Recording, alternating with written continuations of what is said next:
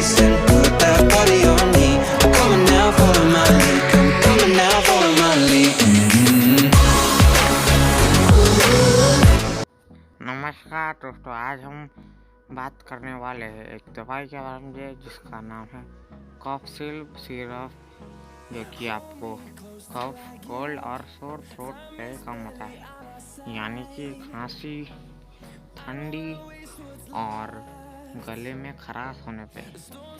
ये दवाई आपको कहीं पे भी मिल जाएगी 82 रुपये में, किसी भी नॉर्मल हॉस्पिटल और क्लिनिक में। जब आपका गला में ये प्रॉब्लम हो तो आप इस दवाई का यूज़ कर सकते हैं और आप देखेंगे इसके अगले दिन ही आपको काफ़ी अच्छे राहत मिलेंगे।